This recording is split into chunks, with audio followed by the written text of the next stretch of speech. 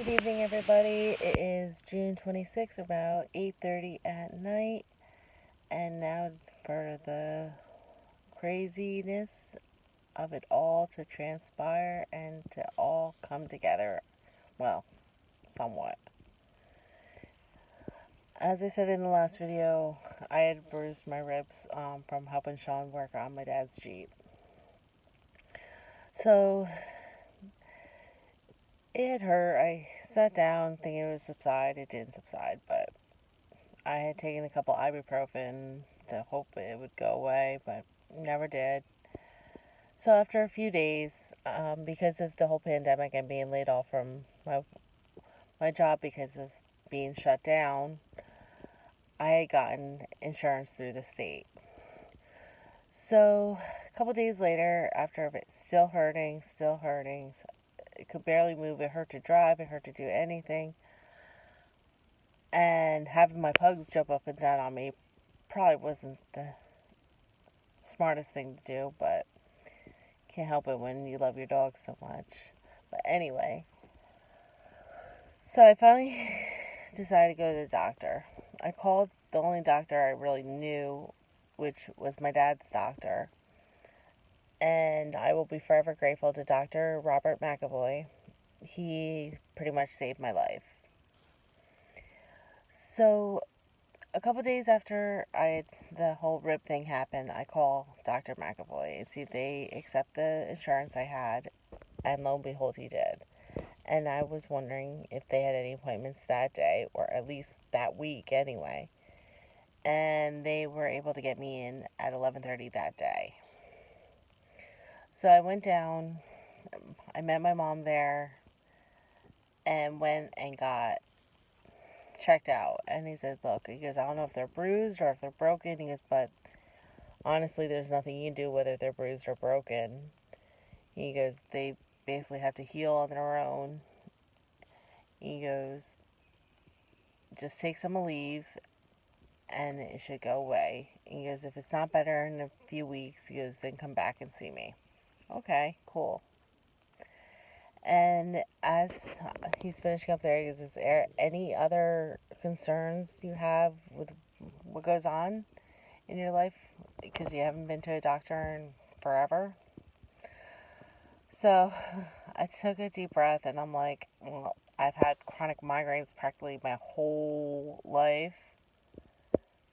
And he looked at me, he goes, chronic migraines? I said, yeah. And I said, and I've passed out a few times, but they always told me it was dehydration. He goes, well, I'll tell you what, let me send you for some blood work and we'll get things checked out to see what's going on. Okay. So after I left the doctor's office, and he told me I had to fast for these blood works. Okay, whatever, I'll do what I have to do. Because he thought originally it was a thyroid issue.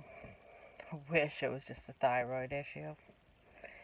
So I went for the blood work, and then about a couple days later, after the blood work, he calls me and tells me, he goes, look, he goes, your sugar's high. He goes, I really want to check into that. He goes, I want you to go for an A1C. Okay. So I went for the A1C, and he calls me back a couple days later when he gets the results. He's like, look, he goes, you're a diabetic. He goes, your A1C is at 9.9. He goes, we need to get that down.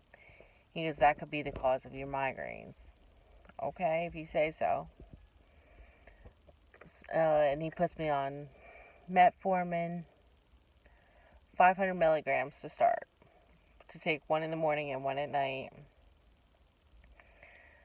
And also, when he went and saw me, he also noticed that my heart rate was really elevated and stuff. And he had put me on metoprolol to get my heart rate down and everything. He goes, yes, you do have tachycardia. He goes, but he goes, in order to know what kind of tachycardia you have, you would have to go see a cardiologist. Okay, cool. We'll do that. So after a few weeks of being on the metformin 500 milligrams, my sugar still wasn't where it should be and everything. So he put me on a higher dosage of metformin. I'm now on 2,000 milligrams of metformin, 1,000 in the morning, 1,000 at night, and still the metoprolol. So, and I'm like watching everything I eat. I'm watching my carb intake, my sugar intake, and everything. So, then fast forward to June of 2020. It was about mid-June or so. Sean and I are outside eating dinner, and he goes to take the pugs out. We had the pugs out with us, and I had a salad, and I forget what he had for dinner, probably a pizza roll or something like that. And he's like, come on, let's go walk the dogs. And it wasn't that hot of a day. It was about 73, 74 degrees. I'm like, all right. So I said, you know what? I got a headache right now. I said, why don't you go ahead? And I'm like, I'll just sit here at the picnic table. So he's going to walk the dogs and everything to see if they have to go to the bathroom and stuff like that. I go to get up, and I don't feel so good, and I pass out again. So he comes rushing over, and I don't remember this, but he said I was convulsing, my lips were blue and everything, my eyes rolled in the back of my head, and right away he calls my parents. My parents come up, and by the time they came up, I was okay. But I had called Dr. McAvoy the next day, and he said get right to the emergency room. So I get to the emergency room and everything, and they do an EEG to see if it was a seizure or anything, an epileptic seizure, which I was never diagnosed with epilepsy. Thank God, that has been one thing I have not had. Thank God.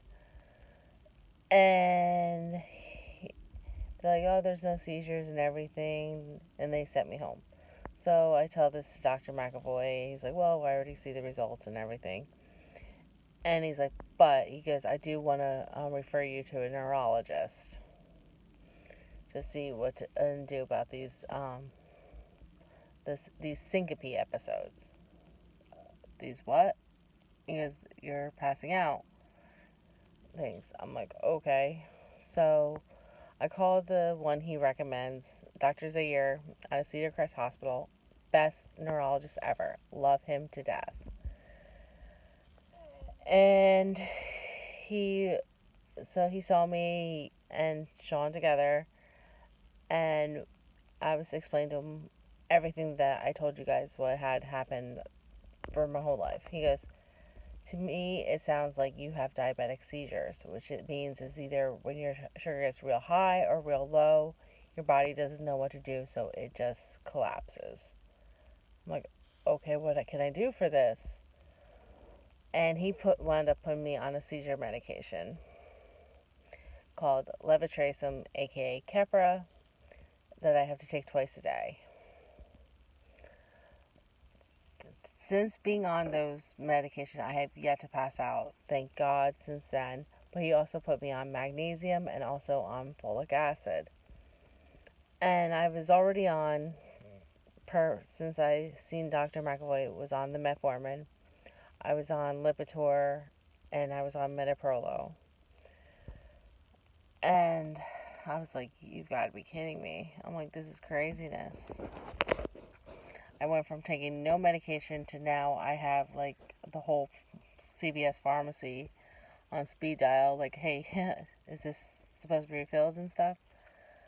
So I had to see like doctors a year every couple months, and once a year I have to get an annual EEG, make sure my brain's okay.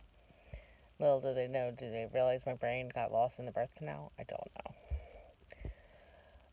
But so that was all fine and dandy, and lo and behold, I mean, I'm losing weight and everything, keeping up with my diabetes, knee pain's finally going away. Migraines are now to the point where I barely have them. So Dr. McAvoy had asked me in July when I had seen him, he goes, or end of June after I had seen doctors a year, he wanted to catch up with me after seeing him. He said, he goes, are you on any other medication and stuff? I said, no. I said, I'm like, I don't know if it's considered a medication, but I'm on the Depo-Provera shot. I said, my next shot's due in 2 weeks.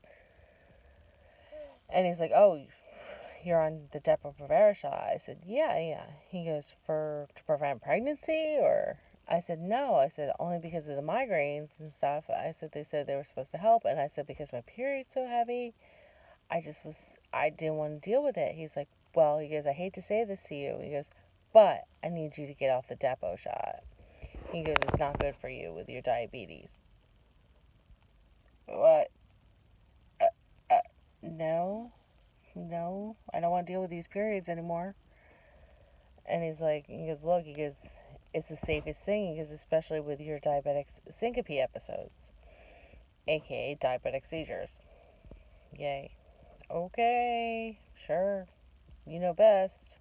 You're a doctor. So I was like, okay.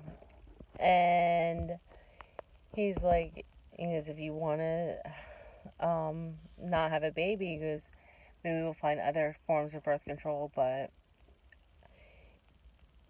he goes, right now, he goes, your best bet is stay off of everything. He goes, or abstinate, if you're going to do anything, use a condom, whatever. Well, prior to me being on the Depo shot, like, me and Sean were together like 100,000 years, and like only the last couple years I was on the Depo shot because we had both heard about it being better for migraines and stuff like that.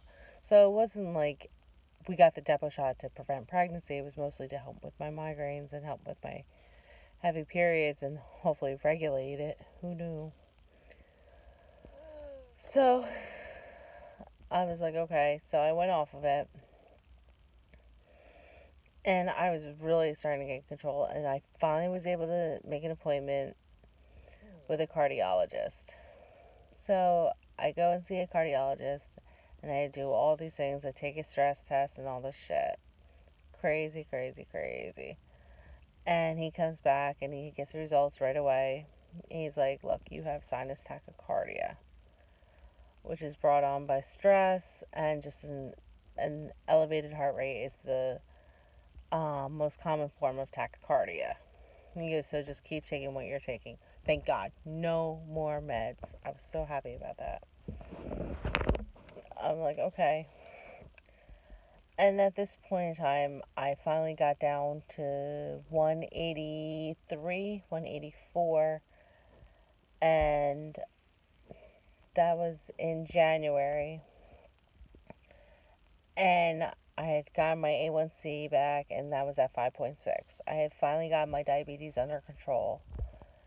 And it's not like I was going to eat whatever I wanted to eat now. I'm like, oh, okay, I got my diabetes under control. I still wanted to maintain it and keep it healthy. February comes around, and my bestest friend, Sarah, in the whole world, who was also my manager of where I worked at the time, her last day was like going to be in the middle of February. And it was going to kill me. It really was. But I knew she had to do what was best for her. And so after she left, my stomach hurt and stuff like that. And to be continued tomorrow's video about what that stomach pain actually was. So everyone have a great night. Love you all and peace.